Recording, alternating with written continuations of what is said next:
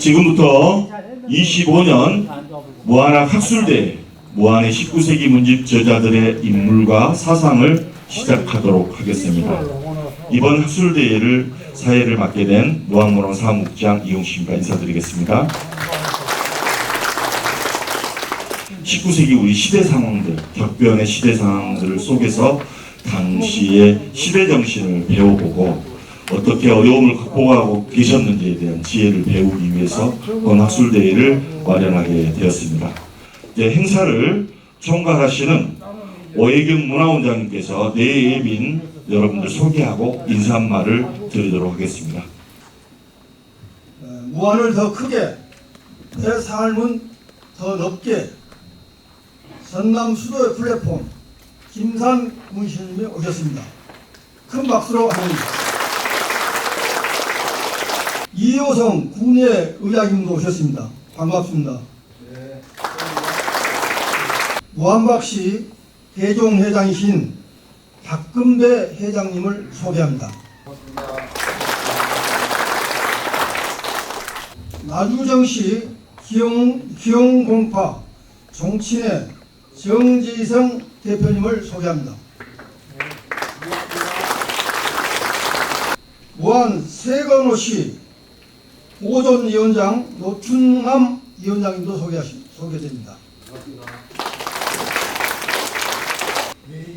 무한문화원은 오늘도 내일도 잊혀져가는 역사와 향토 문화예술을 상기시키고 발굴하여 내일의 추석이 될 것을 약속드리면서 끝으로 무한문화원이 이 자리에 있기까지 김산 군수님의 각별한 문화예술에 관심이 많았기에 이곳 문화복합센터에 우리 문화원 건립이 2년여에 걸쳐 안공하여 작년 5월에 입주하게 됐습니다. 수고하신 군수님께 큰 박수로 환영해 주시기 바랍니다. 모두 건강하시고 좋은 시간 되시기를 기원합니다. 감사합니다. 네, 문화원의 오혜경 원장님 인사 말씀을 들어보았습니다. 하나입니다. 김산 무한군수님을 모시고 축사를 들어보도록 하겠습니다.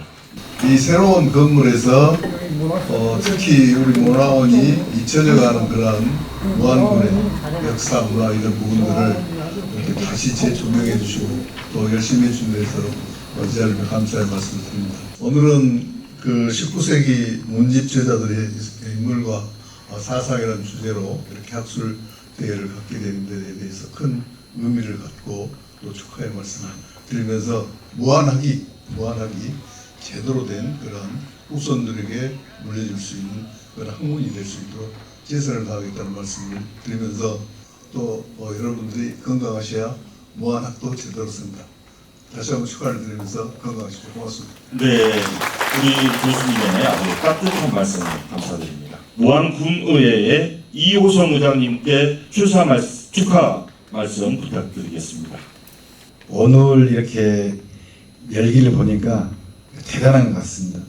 역사가 재발견, 기록되지 않으면 후손들에게 물려줄 자산이었다. 돈으로 따질 수 없는 가치의 문제입니다.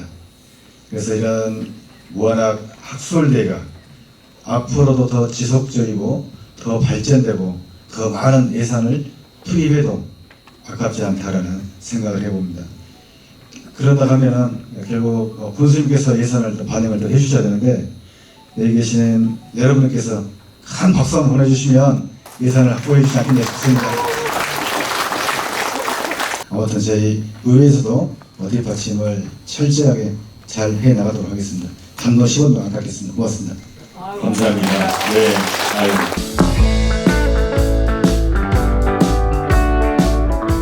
저희 문화원이 2021년부터 25년까지의 여러 가지 상황에서 무한이 어떤 곳이고 우리 어떤 고민 속에서 앞으로 어떻게 인문 연구를 해야 될까, 왜 인문 연구를 해야 될까라는 부분들을 말씀드리려고 작성된 곡 페이퍼입니다.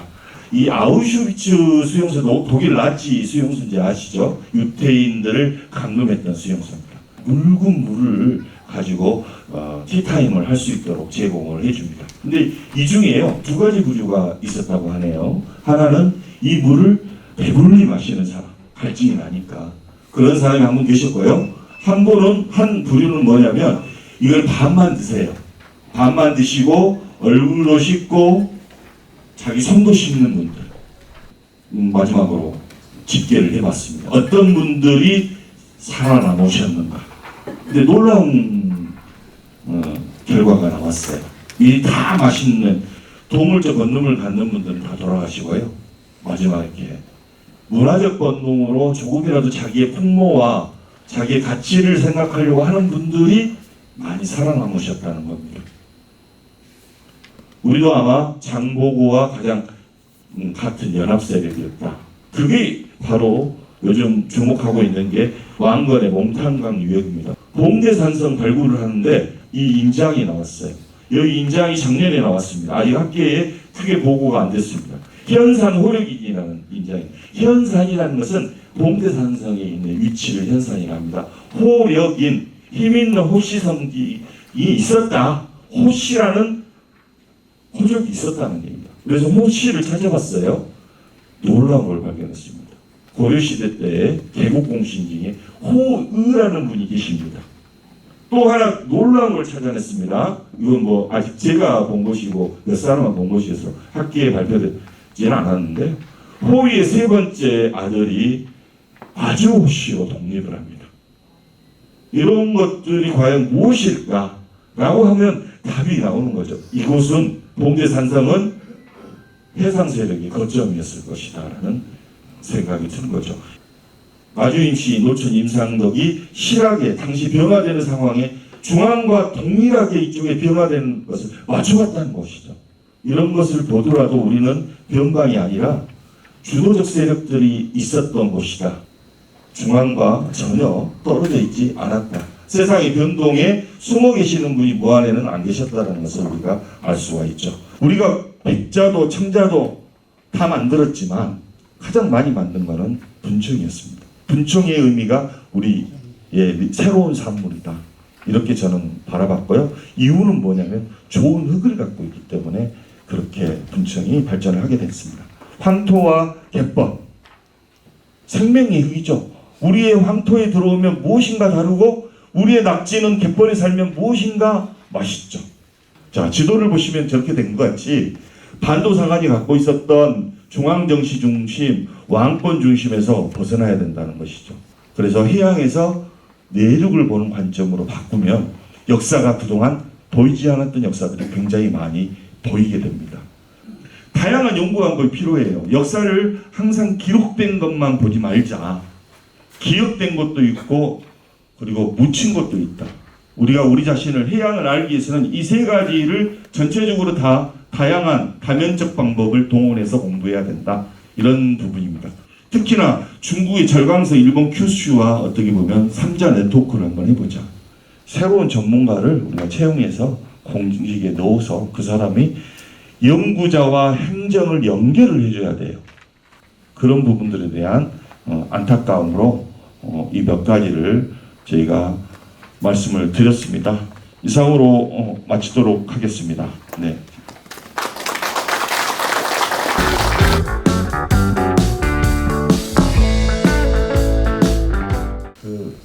오늘 그 학술 발표 대회가 각 집안 문중을 이야기하고 있긴 하지만 우리 지역의 어떤 사료들을 이렇게 보는 그런 시간을 갖도록 하겠습니다. 여기는 한 100년 정도 되는 현재 이렇게 문계들이 하고 있고 또 이런 것들이 책으로 이렇게 전해지고 있거든요. 그래서 특히나 의로운 것을 중요하게 생각했던지 여기 창의문에 보면 일로에서 무안 해제에 이르는 사람들 쭉 펴서 읽어보면 무안에서는 현재 의병 창의문이 남아있는 것이 유일하게 이거 하나 있을 것이라고 봐요. 여기 나주에 있는 거평사하고 해제에 있는 이 학산사 두 개가 우리 문중의 사후로 이렇게 전해지고 있는 모습을 볼 수가 있습니다. 노가들의 족보는 열책으로 되어 있는 것이 가장 정본처럼 되어 있습니다. 노태신이라는 사람인데 이 사람은 한평 사람이에요. 이분이 저 세정록에다 적었는데 굉장히 정확하더라고요. 이걸 보니까 여기 노영이라는 할아버지에 대해서 적었는데 이분은 지금 가청이라고 되어 있는데 여기 연대가 세종대왕 연대거든요. 그런데 그 이분의 그 교지에 대해서도 다 적어놨는데 사실 그게 있었어요. 진주성에 가서 전투하다가 전사한 그 우리 지역 사람들을 적고 있는 것들을 볼 수가 있습니다. 우리 해제면에서 조선시대 때는 향약이 실시가 됐는데 향약소에서 소를 나눠주고 소를 가지고 이렇게 그 향약을 운영했던 그런 기록을 담고 있는데 이런 것도 아마 우리 지역에서는 유일한 것이라고 할 수가 있습니다.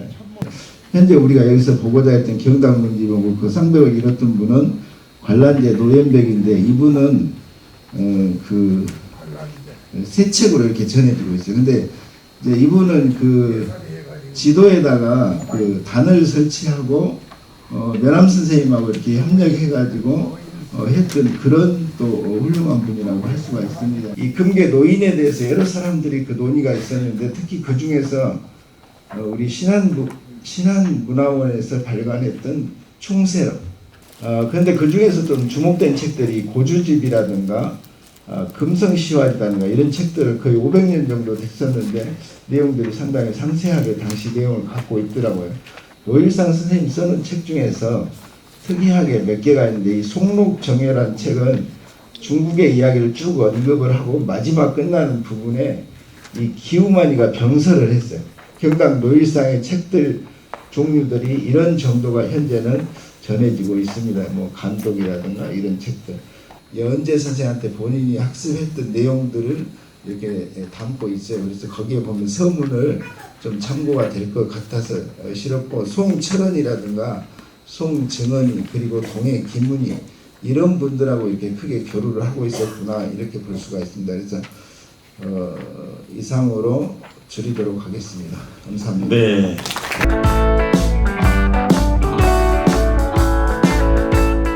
박성무 선생님을 직접 만나서 민재 선생님 대해서 한 3차례 정도 이야기를 들었고요. 그 외에 제가 알고 있는 모든 건 민재 선생님께서 남겨놓은 민재유고라는 이 책을 보고 민재 선생님에 대한 생각이라든지 민재 선생님이 어떻게 살았는지를 알게 된 것입니다.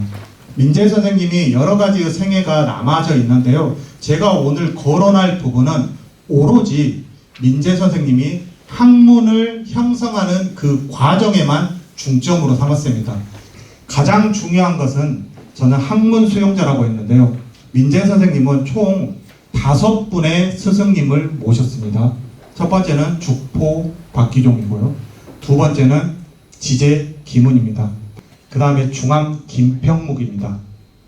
그리고 가장 잘하는 면암 최익현이고요. 송사 기우만입니다. 제가 안타까운 것 중에 하나는 평산사에 모셔진 최익현과 기우만 두 선생님, 박임삼 선생님 3분이 모셔져 있죠.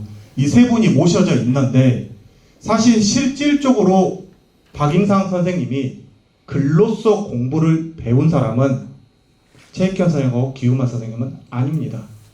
사상적, 정신적으로 배움을 받아서 사후관계를 맺었을 뿐이지 글을 배운 건 아니라는 거죠. 학문적으로 크게 영향을 받았던 사람은 박기종 선생님, 그 다음에가 지제 김훈이라는 사람입니다. 그리고 마지막으로 중암 김평묵이라는 거죠. 여러분들이 잘 알고 있은 신안에 두류단이라고 있습니다. 그 두류단에 가보면 그 암각 중에 하나가 지제여운이라는 암각이 있습니다. 거기 있는 암각 전체를 신안군이나 여러 지자체에서는 전부 다 중암 김평묵과 연관된 암각으로 생각하고 있지만 지제여운만큼은 김평묵의 암각이 아니라는 거죠. 기문의 암각입니다. 기문의 암각인데 얼마 전에 이런 부분에 대해서 전라남도가 문화유산으로 지정하면서 8.15 광복을 맞아서 다시 문화유산을 재지정한 걸로 알고 있습니다. 박임상 선생님의 아버님이시죠. 박기준입니다. 남아있는 기록이 그리 많지 않은데 그때 당시에 단발령과 변복을 거부했다라는 이 기록이 남아 있습니다. 죽포 박기종 선생님에게 첫 번째로 공부를 배웠습니다. 두 번째는 지제 김훈입니다. 이 선생님은 금곡 송내의 숙제 조경덕 노사 기정진 고산 임헌혜입니다. 이분 자체의 삶이 전국 8도를 돌아다니면서 흥미로운 건 다 접해봅니다. 다 접해보고 본인만의 학문을 정립합니다. 예, 노사 기정진 선생님 사건 중에 하나가 외필 논쟁이라고 있거든요. 이 사건 때 당연히 김훈 선생님도 노사 기정진의 제자잖아요. 그럼 당연히 제자가 스승에 대해서 좋은 평을 해야 하는 게 정상이잖아요. 그런데도 불구하고 아닌 것 아니라고 말해요. 3차례나 편지를 보냈음에도 불구하고 송사 기우만 선생님께서 노사학파에서 동해 김훈 선생님을 파면시켜버립니다. 그러면서 흔적이 사라지고요. 박임상 선생님은 김훈에 대해서 중재 역할을 해요. 김훈 선생님한테 선생님 노년의 말년의 덕을 위해서라도 제발 부탁이니까 송사 선생님한테 미안하다고 하라고. 그 편지 한 통이 남아있습니다. 지금. 그러니까 어쩌면 박임상 선생님도 김훈 선생님을 숨기고 싶었을지 모르겠지만 기록에 넌 내 제자여 라고 남아버린 거죠. 그 다음에 이제 중앙 김평무 선생님입니다. 김평무 선생님은 여러분들이 잘 알고 있는 영남 만인소라는 글이 있는데요. 그 글에 코멘트를 달다가 고종에게 미움받아서 이 전라도 신안 지도까지 유배를 오게 됩니다. 그래서 지도에 있는 백년마을 두류강단에서 김병령, 나유영 등과 함께 참석을 해서 여기서 우리 박임상 선생님도 같이 참석해서 글 공부를 조금 배웁니다. 1891년에 김평묵이 죽고 난 이후에 수마적에 박임상의 이름이 수록됩니다. 수마적은 결국에 근저 리본입니다. 죽고 난 이후에 박임상 선생님도 김평묵의 제자라고 이렇게 평을 하게 된 거죠. 마지막에는 면함 최익현입니다. 면함 최익현 선생님과 첫 번째 만남은 1896년입니다. 이때 유산정 유적비를 집필을 부탁하면서 면함 선생님과 사제관계를 맺고요. 중용에 있는 16글자를 면함 선생님이 줍니다. 민재라는 호를 면함 선생님께서 지어줍니다. 송사 기우만 선생님을 만납니다. 만나면서 송사 선생님께서 을미사변 단발령을 계기로 기우만 의병을 창성할 때 이 나주죠. 나주에서 민재 선생님도 가려고 했지만 결국에 그 의병이 정부로 인해서 이제 해산되면서 실질적 참여는 못하게 됐습니다. 그리고 마지막 보면은 김평묵 묘소 참배후 삼산제 송사 기우만이 계신 곳이죠. 거기 가서 지금의 현재 민재 기문을 받고 온 것입니다. 이렇게 민재 선생님은 다양한 학파의 스승님을 5분을 모셨다라는 게 민재 선생님이 우리는 노사학파라고 이야기하지만은 하나의 획일적인 학파에 머무르지 않고 많은 선생님한테 학문을 배웠다라는 거죠. 나나 오계수 선생님의 문집에 계산제기가 남아있습니다. 다행히. 거기에 보니 무자년 1888년. 제가 이 1888년이라는 연도를 보고 깜짝 놀랐던 게 민재유구가 갓 20살이 넘어지 얼마 안 돼요. 근데도 불구하고 학문이 그때 성숙됐다라는 거죠. 그러면서 그때부터 제자들을 양성하기 시작했다라는 겁니다. 현경을 방점으로 딱 찍어가지고 그 주변에 민재 선생님 제자들이 저렇게 분포되어 있다는 겁니다. 결국에 현경 출신이다 보니까 현경이 가장 많죠. 아무튼 저 514명이라는 제자를 양성했다는 건 무한에 거의 자랑거리이지 않을까 싶습니다. 민재 선생님이 학문을 형성하는 과정에서 보고 느낀 것을 기록한 부분이기 때문에 앞의 내용과 좀 중복된 부분이 있습니다. 이만 강의 마치겠습니다. 수고하셨습니다. 네.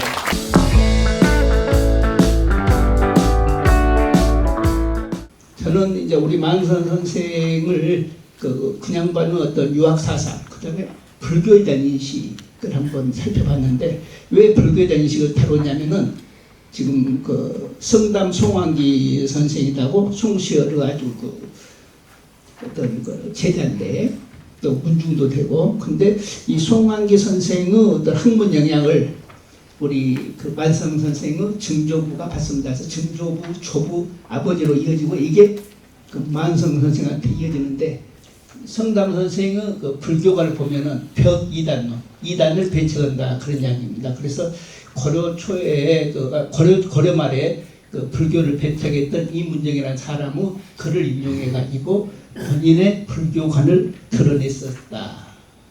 그 불교를 예전에는 그냥 아예 인정 안 하려고 했는데 그 뭐 스님들 갖다가 암사, 학성, 대사를 깍듯하게 호칭을 한다든가 그 뭐랄까 좀 쇠락한 절들이 많았는데 그런 것을 보면서 좀 안타까워하는 내용들이 나와요. 안타까워하는. 그래서 인양반이 성남 선생의 불교 인식이 벽위에서 호의로 바꿔지고 있다. 만성 선생은 기본적으로 효와체를 강조했어요. 효와체. 그런데 그 양반은 또 이 만성 선생은 무엇을 강조했냐면은 효와체도 중요한데 학이 중요하다. 알아야 된다. 그래야 진정한 정체성이 형성된다라고 생각했던 것 같아요. 마지막에 보면은 뒤에 보면은 송사 기사면 학문을 추앙하는 것들이 좀 나옵니다. 그래서 그쪽하고 어떤 연결을 그 조금 영향을 받지 않았을까. 또 노루 귀절을 인용해서 헛된 부영화를 경계하는 것들이 좀 보인 것 같고.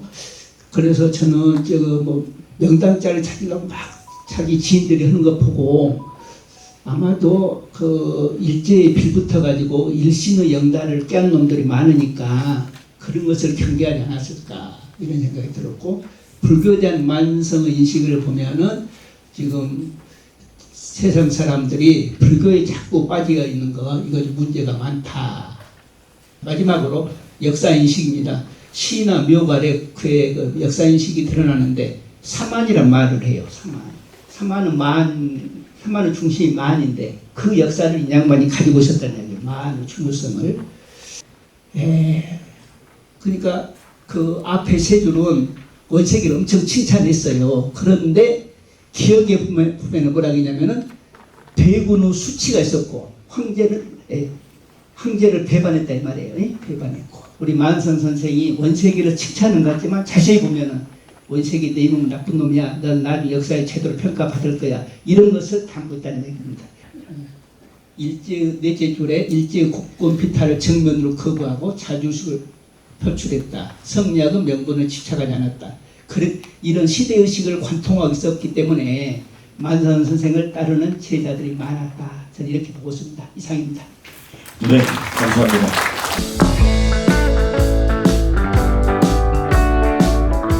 전쟁이 일어난 1894년 2년 후에 태어나셔가지고 1977년까지 사시다가 돌아가셨는데요. 그분이 남긴 책이 그 삼사제 말록, 삼사제 유고록이라는 책 2권이 있습니다. 그런데 그 중에서 삼사제 말록을 가지고 이번 무한의 인물과 사상 한번 살펴보자 해서 살펴봤습니다. 현대 문학의 관점에서 오늘의 시점에서 한번 예전에 우리 선배님들이 가졌던 그 유학의 세계, 시학의 세계를 한번 바라보자 해서 전남 서남권을 이렇게 이동을 하시면서 이렇게 가르치셨더라고요. 그래서 그 강학 활동으로 평생 하시고 그 한시 쓰기만 평생 하신 분입니다. 이 부분입니다. 1915년 봄 이때 참에 시 9편을 쓰거든요. 근데 그 9편을 쓰고 이제 그때까지 이 책에 나온 부분들입니다. 그리고 재밌는 게 여기서부터 보시면은 일본 노무자로 징용을 해서 황해도까지 끌려갑니다. 끌려갔다 도망을 나와요. 도망을 나와가지고 나오는 과정을 쭉 시로 또 쓰시고, 또 망원 비행장 만들 때 자기 아들 삼형제가 가서 한 달 동안 노무원 기록이 있는데 그것도 시로 남겨요.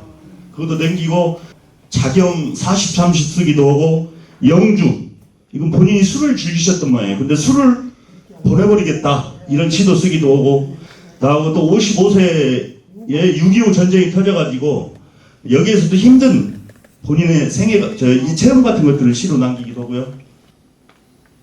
이제 3사제 말록 5권입니다. 5권이고 여기 보면 쭉 이렇게 구성이 나와 있는데요. 대부분이 한 90%가 시예요. 그 이제 안토니오 그람시라는 사람이 지배적 질서에 의해서 억압된 하층 계급. 근데 여기서 제가 서발턴으로 본 것은 이제 이 선생님의 한문학 활동을 자체가 식민지 시기예요. 한국인 자체가, 조선인 자체가 무시받고 있던 거고, 또 하나는 이분이 또 무안 읍내도 아니고 청계라는 시골에 있어요. 그러니까 무안 자체에서도 유학을 하면서도 무안도 중앙에 비해서는 묵혀있지만, 그래서 이걸 서발턴이라는 개념으로 한번 분석을 하는 것만이 답이 나오겠다. 그래서 첫 번째로 살아내기 개념으로 해봤습니다. 그래서 허수아비를 견디는 따뜻한 몸 했는데요. 떠나는 손님은 서 있는 주인을 돌아보고 보내는 주인은 떠나는 손님을 바라보네. 어여가시라. 이처럼 시계리가 이어지니 우리가 함께 나누었던 정 때문이라네. 여기 보니까 1945년 정월이면 1월이죠. 근데 딸을 시집 보냈던 모양이에요. 근데 딸아이를 낳아 비록 가르치지 못했으나 바야흐로 나이가 차서 결혼을 하는구나. 전쟁을 하고 있는 이 어지러운 시국에 강 넘어 마을로 멀리 시집을 가는구나 해서 딸을 시집 보내는 마음들도 잘 나와 있죠. 아내의 초상을 맞았네. 곁에서 임종을 지키지 못해 한없이 슬프네. 한 마음으로 동고동락했던 일들을 생각하니 당신의 죽은 몸을 부둥켜 안고 울고 싶구나. 뭐 이런 것들은 상당히 그 따뜻한 마음이 아니고서는 나올 수 없는 시라는 생각이 들었어요. 8.15 광복하고 썼을 텐데 사람의 모양을 하여 비록 올바른 사람 같지만 성경 쓰는 것이 혹은 사람 같지 않은 이도 있다. 착한 일과 악한 일이 서로 나눠지는 것에서 사람이라 할 수도 있고 사람 아니라 할 수도 있다 해서 어떤 명백한 자기 사생관이나 인생 태도를 이렇게 만들어 가더라고요. 뜻밖으로 무안군 망운 땅에 전쟁을 이기기 위한 비행장을 만드네. 산을 얼어 고랑을 메우는 힘든 일이 모든 이의 창자를 끊어버린 듯하네. 해가지고 8년의 전쟁과 이건 아마 일제 대동아전쟁 말하는 걸 거예요. 하고 강제 노역으로 끌려가서 놀란 백성은 관리들을 보기만 해도 스스로 놀라네. 활에 상처 입은 새와 다를 바 없이 활처럼 구부린 다음만 봐도 자지러지네. 아픔도 있지만 이런 것도 있다고 해요. 문학적인 가치도 있지만 문화에 관한 또 하나 가치는 기록의 가치거든요. 36년 만에 비록 나라를 되찾았으나 땅은 남북으로 갈라져 장차 위험하겠으며 이전에 사악한 관리들이 모두 도로 등용되니 사나운 학정이 일제 강점기보다 심하겠구나. 1945년 가을에 이제 이런 시인의 얘기가 나오고요. 김재걸 시인이 갖고는 현실 참여적인 이런 문학적인 태도가 어디에서 비롯되고 어떤 내용을 가졌는가는 더 좀 세밀하게 앞으로 좀 논의가 돼야 될 대목들 같습니다. 이건 지금 이 시는 마지막인데요. 우리 선생님이 68년도에 삼다지 말록의 마지막에 나온 시로서 본인의 문학을 마지막으로 표현한 시 같아요. 이 시만 읽고 마치도록 하겠습니다. 눈보라가 어지러이 공중에 가득하니 산천의 동물들도 고요하기만 하더라. 무서운 추위에 입을 뒤집어 쓰고 누웠더니 이미 아침이 되어도 깨닫지 못하였네. 해서 그 마지막 시로 선생님이 이렇게 남겼더라고요.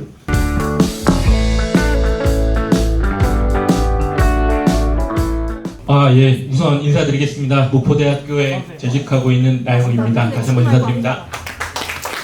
지금 우리 무안 지역에만 해도 문과 방목에 알려진 급제자가 16분 계시죠. 그 다음에 생원 진사도 방목이 많이 유실돼서 70%밖에 안 남았는데도 불구하고 60명 넘는 분이 계세요. 이게 뭐를 의미하냐면 지역의 학문적 전통이 그 지역에 계속 남아있었다는 얘기죠. 유력한 사족들이 계속해서 공부를 해서 문과에 급제를 하면서 배출을 했다. 이게 굉장히 큰 의미를 지니고 있다고 보여지는데 대단히 안타까운 거는 여기 계신 여러 선생님들도 잘 이해를 하고 계시겠지만 우리가 16세기에 굉장히 굉장한 스승들이 계시죠. 하서 선생부터 해서 고봉 선생까지, 그 다음에 일제 이항 선생까지 해서 16세기에 한국 유학계, 성리학계를 뒤흔들었던 기라성 같은 학자들이 호남에서 엄청 배출했어요. 그러고 나서 17, 18세기에 얘기가 거의 안 돼요. 그리고 이제 19세기에 남도에서는 노사 선생이 학단 큰 학파를 이루고 북도에서는 간제 선생이 큰 학파를 이루는데 이게 전국 4대 학파 중에 2개가 전라도에 있는 거예요. 그러면 16세기의 그 엄청난 성리학적 전통이 없어졌다가 19세기에 갑자기 나온 건 아닐 거란 말이죠.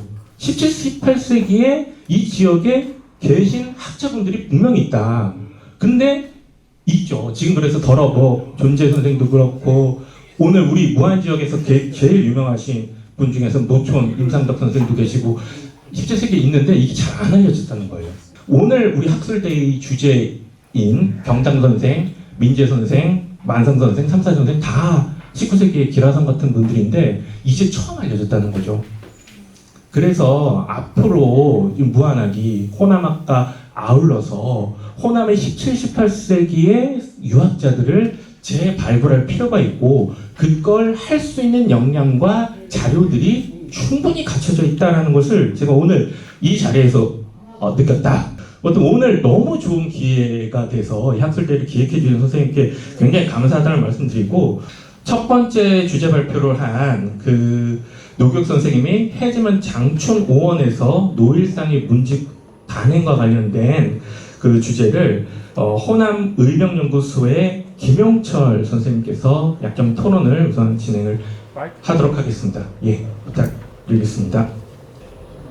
예, 안녕하십니까. 방금 소개받은 토론자 김용철 인사드립니다. 오늘 노교육 박사님이 발표하신 경당 노일상은 1824년 5월 달에 해제면 덕산리 쓸산마을에서 태어나서 노일상이 구체적으로 이와 같은 사상을 어떻게 실천되었는지 알고 싶습니다. 그리고 노일상에게 영향을 준 해외 견문 문록이 많이 있습니다. 잘 아시는 같이 강항의 간양록이라든지 한평의 정의독의 해상록이라든지 만사로 근계 일등이등 모두 일본에 포로로 잡혀갔다가 기록한 문집들인데 일본의 역사와 문화나 등 외국 문물에 대해 많이 있다고 생각합니다. 이런 문집에 대해서 시간이 나는 대로 간단히 설명해 주시면 감사하겠습니다. 간략히 말씀드리면 금계 노인은 1597년 8월 15일 남원성에서 포로가 돼가지고 일본으로 갔다가 일본에서 중국 사신편으로 중국으로 탈출해가지고 중국 신종 황제를 만나서 본인이 가지고 있었던 학문을 얘기를 하는데 이때 그 계급이 그 6급이었습니다. 빈고 별제였는데 네가 누구냐 그러니까 조선의 문관이라고 얘기를 하니까 계급이 뭐지 그러니까 6급입니다. 근데 중국 황제를 만난다는 것은 사실 불가능할 정도였는데 물어보니까 너무 학문을 잘하니까 조선의 선비들은 다 이러느냐 그러니까 그렇다고 얘기를 해요. 그러니까 중국 사람들이 굉장히 놀라워서 양현사로 데리고 와서 거기서 학문 강학을 같이 하면서 아마 중국과 한국은 동일했었다 이걸 주장했었고, 두 번째로서는 이제는 해군 그 본부로서 굉장히 큰 그 첨사가 주둔했던 곳인데 여기서 임진왜란 당시에 그 첨사를 지내셔가지고 이 노홍이라는 분은 학산사에 배양이 되어 있습니다. 그리고 이분이 받은 그 전쟁도가 있거든요. 그러니까 한국에서 그 임진왜란 전쟁도가 2개가 전해지는데 그 2개 중에 1개가 이 저희 16대조 할아버지가 받았던 것이어서 아마 좀 관심을 갖고 그 종중에서도 했었던 것 같습니다. 그리고 이러한 그 류는 체부의 금남 체부의 표혈하고는 결이 다릅니다. 표혈은 본인이 그 수색안으로 제주도 갔다가 표류가 돼가지고 중국으로 갔다가 숨어서 계속 오는 이야기고, 여기 앞에 그 전제됐던 것들은 일본의 풍토기를 적고 있거든요. 그래서 일본의 적세를 알아서 이것을 임금한테 보고하고 선조가 그것을 선조실록에 기록하고 결국 일본은 이렇구나라고 그 전세 파악을 하는데 매우 유용하게 썼던 책들이라고 할 수가 있습니다.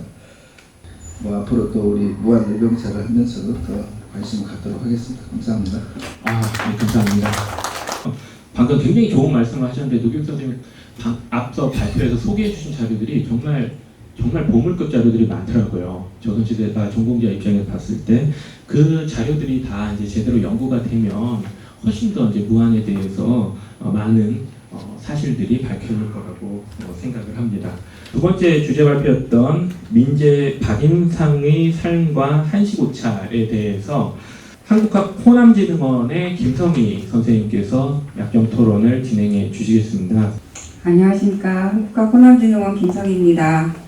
발표자께서는 고한말에서 일제강점기에 이르는 격동 시기를 전남 무안에 기반하여 온몸으로 살아낸 향촌 지식인 박임상의 삶과 한시를 심도 있게 조명해 주셨습니다.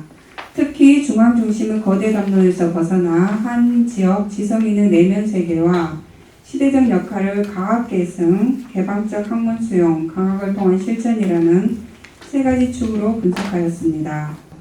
그가 제자들에게 강조한 추묘와 인해는 전통사회의 핵심 덕목입니다. 하지만 일제강점기라는 특수한 상황 속에서 이러한 덕목은 어떻게 발현되어야 했을까요? 그 교육 내용이 전통 유교 경전의 강독과 유풍의 진작에 머물렀는지, 아니면 당면한 민족적 현실에 대한 비판적 인식을 포함했는지 궁금합니다. 박임상의 강옥 활동이 단순히 전통의 보존을 넘어 새로운 시대를 살아갈 미래 세대의 양성이라는 적극적 목표를 가졌는지 보다 명확히 할 수 있을 것입니다. 이하 생략하겠습니다. 훌륭한 연구를 발표해 주신 발표자께 다시 한번 깊은 감사드립니다. 이상입니다. 박임상이 길러내고자 한 인재는 단순히 유교 경전의 해박한 선비가 아니고 만국의 현실을 직시하고 그 안에서 무너지지 않는 자신의 소명을 다하는 위기시대의 실천 지식인이었습니다. 이는 고통받은 국민에 대한 연대의식으로, 의는 부르 식민 통제를 굴복하지 않는 저항 정신으로 나타났습니다. 미래를 향한 적극적 투쟁이자 희망을 심는 행위였습니다. 곧 첫 번째 질문과 이 세 번째 질문은 서로 같은 맥락이라고 할 수 있습니다. 이상입니다. 바로 이어서 주제 발표 세 번째로 넘어가겠습니다. 만성 정규병이 학문태도와 역사 인식에 대해서 박혜영 선생님이 발표를 해주셨고요. 이에 대해서 무한학연구소의 조기석 연구위원님께서 토론을 진행해 주시겠습니다. 부탁드립니다. 이분이 25세가 되던 가보경장 이후에 사상적 변화무엇을 중심으로 요직을 만들었다라고 첫 번째 요직을 만드신 분들 발간서에 쓰여져 있더라고요. 평생을 살아가시면서 우리 무한적에 상당히 중요한 유적지는 다 가서 시로 남기셨더라고요. 무한읍성이라든지 아니면은 뭐 파군교, 민재 선생님의 그 학당에 가서 학동들이 공부하는 모습도 시로 남겼어요. 이렇게 여러 곳의 그 장소를, 중요한 장소를 다 시로 남겼는데 왜 그분이 그토록 특이했던 한교, 무한 한교에 대한 기록은 없을까? 면성 유집의 그 서를 보면은 우리 농민이 가졌던 어떤 생각이나 지금 2025년을 살아가는 우리 농민이 가진 생각이나 거의 유사한 부분이 들어있는 것 같아가지고 그 부분에 대한 견해도 어떤 생각을 가지고 계시는지 질문에 대한 두 가지에 대해서 중심으로 답변 부탁드리겠습니다. 여기 지금 그 봉병사 그 절터에 관한 시도 보면은 마지막에 보면은 그 문묘가 흥하기를 다시 기약하도다. 우리 그 만성 선생의 글은 정말 이 양반이 관찰력이 뛰어나고 그리고 이분이 살았던 시기가 한말 일제시대 아주 격동의 시대인데 당시 농민들의 삶을 고민하고 있었고 이 해결책이 무엇일까도 나름대로 고민하고 있었다. 정확하고 사실관계를 파악하려고 하고 이런 것들이 이 민농사에도 담겨져 있다. 이렇게 말씀드리겠습니다. 이상입니다. 마지막으로 박간서 소장님께서 서발턴의 시약 3사제 김재걸의 문학 일기로 발표를 해주셨습니다. 이에 대해서 원광대학교에 계셨던 김미경 교수님께서 약정 토론을 진행해 주시겠습니다. 발표자께서 시인이라는 점을 감안할 때 문학 읽기의 새로운 방법론적 모색은 매우 뜻깊은 일이라고 생각을 합니다. 발표자가 3사제 김재걸 선생님을 서발턴에 대입시킨 것은 지방 문인의 무명성 때문만이 아니라 지배적인 문학 담론이 특정한 주체만을 기억하고 재현하는 방식에 의해서 의도적으로 배제된 결과 때문이라고 하셨는데요. 김재걸 선생님과 같은 전통 문인을 과거의 유산 또는 지방 지식인으로 축소하여서 아예 다루지 않는 문학 비평가들이 그 뛰어난 작품성을 인정해야 된다고 저는 생각하거든요. 발표자께서 보기에 3사제 만록이 그 정도의 높은 수준의 작품들이 수록되었다고 생각하시는지 궁금하고요. 무한하게 출발은 이런 한문 기록들을 그것이 아주 소소한 기록들일지라도 모두 찾아내고 그것을 아카이브하는 작업을 견고하게 하는 것이라고 생각합니다. 네, 이상입니다. 감사합니다. 예, 감사드립니다. 지금 당대 우리들보다 이때 이분들이 지적 호기심이나 공부하는 게 아주 깊고 강했더라고요. 작년에 수업을 하면서 보니까. 그래서 이런 그 남인학품, 이제 더 좀 깊은 노론이 갖고 있는 세계관, 특히 지금의 시점에서 3사제 선생님의 시풍은 현대 시나 현대 문학이 다시 받아들이기가 좋습니다. 일단 이렇게 해서 박간서 소장님까지 네 분 발표에 대해서 또 약정 토론까지 다 진행이 됐습니다. 사실은 하나하나의 발표가 굉장히 중요해서 또 오늘 모신 분들이 또 멀리서 오신 토론자분들이 전문적인 또 토론을 해주셔가지고 좀 심도 있게 충분한 시간을 두고 이 얘기를 했으면 굉장히 좋았겠지만 이게 또 진행 시간 관계상 불가피하게 시간을 넉넉히 드리지 못한 점을 우선 여러 선생님들께 굉장히 죄송하다는 말씀을 먼저 드리도록 하겠습니다. 그래서 오늘 오신 분들에게도 질문을 안 받을 수가 없을 것 같습니다. 몇 분에게 더 질문을 받도록 할게요. 민재 박임상 선생님 후손입니다. 모안에 와서 이렇게 좋은 학술대가 있다는 걸 보고 같은 인문군에 사는 사람으로서 깜짝 놀랐습니다. 그리고 발표해 주신 여러 교수님, 발표자들 훌륭한 그 학문에 깊이 감명받았고요. 저는 지금 그 박재 장군님의 정친 회장으로서 지금 박재 장군 아까 말씀하셨던 우리 송상한 어머님이셨던 우리 송씨 할머니의 선조 임금으로부터 내려받은 정려각도 있고 그러거든요. 1960년대, 70년대, 5, 60년대까지도 이 보평산 거기에서 이금방 그 아녀자들이, 처녀들이 8월 16일 날이면 모여서 고향에 추석 다음날 모여서 강강술을 하고 그런 행사를 했어요. 지금까지 내려오고 있는 문인들 혹은 그 선비들 혹은 의병 활동하신 분들의 활동을 오늘에 좀 재현하는 그런 문화 행사가 있었으면 발전적으로 좋겠다는 생각이 들고요. 어쨌든 감사합니다. 예, 굉장히 좋은 말씀 해주셨습니다. 지금 우리 그 대학에 계신 분들이 좀 많이 계신 것 같은데 그 석박사 애기들 논문을 쓰는데 지금 방금 이 주제 발표했던 그런 그 여러 어르신들 그런 분들의 그 논문을 시키는데 거기서 여러 개의 논문이 나올 것 같아요. 같이 연결해서 무한하게 계속 발전할 수 있는 그런 어떤 소재가 많지 않겠느냐 그런 생각을 해봤습니다. 이상입니다. 예, 감사합니다. 굉장히 좋은 말씀 해주신 것 같아요. 좀 전에 박한 선생님 말씀처럼 호남 지역을 이제 어떻게 정체성을 조선시대에 이거를 만들어가야라고 얘기를 할 때 무한하게서 아까 제일 처음에 이제 이용식 그 국장님께서 말씀하신 여러 가지 이제 우리 문화 자원들이 있어요. 무한에 뭐 차든 품바든 분청이든 갯벌이든 있는데 조선 시대에 대한 얘기는 이제 해양을 얘기할 때는 닫힌 바다를 닫아놓으니까 조선 시대가 그런 자원들이 잘 발굴이 안 되는 것처럼 얘기했는데 사실 제가 초대에 말씀드린 대로 무한에도 상당히 좋은 문중들과 거기서 발굴된 인물들이 있거든요. 그 인물들이 발굴이 안 됐을 뿐이라는 방금 교수님 말씀 굉장히 저도 공감을 하고 있습니다. 그래서 그런 인물들에 대한 발굴과 그런 역량을 갖춘 학자들이 더 배출이 되어야 된다라는 말씀은 깊이 있게 공감하고 또 저도 추진력 있게 해나갈 수 있도록 하겠고 아마 오늘 오신 여러 교수님들이나 박사님들도 공감을 하면서 같이 연구를 하리라고 또 생각을 하고 있어요. 또 그런 부분에 대해서는 한국과호남진흥원이 정말로 잘하고 있습니다. 그러니까 인재를 배출하고 그 인재들을 활용해서 그 한국과호남진흥원에 소장하고 있는 여러 사료들이요. 정말로 대단한 사료들이 많거든요. 근데 아직 그 호남 지역의 많은 문중들이 그 자료들을 더 이렇게 기탁을 하지 않고 있어요. 아까 이용식 국장님 말씀대로 이거는 기증이 아니거든요. 주는 게 아니라 빌려주는 겁니다. 근데 이게 굉장히 좋은 게 보전 처리가 돼요. 국가 예산 들여가지고 구역도 다 해주고 연구자 들여가지고 연구활동도 다 하게 해주거든요. 그런 기탁 제도를 잘 활용해서 오늘 오신 분들이 무안에 있는 여러 자료들을 잘 기탁해서 연구를 할 수 있게끔 또 도와주셔야 대학원생들도 방금 말씀하신 대학원생들도 그런 사료를 갖고 연구를 할 수 있다라는 말씀을 드리겠습니다. 제가 자꾸 말이 길어지는데 죄송합니다.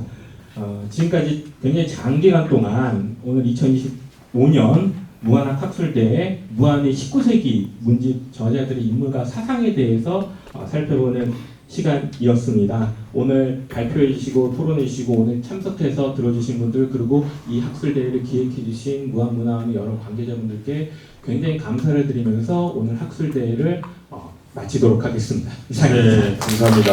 2025년도 무한학 학술대회 무한의 19세기 문집제자들의 인물과 사상에 대한 행사를 모두 마치도록 하겠습니다. 내년에는 좀 더 다른 내용을 갖고 말씀하신 사항들 참조해서 또한 진행하도록 하겠습니다. 네, 하나, 둘, 셋, 사랑합니다.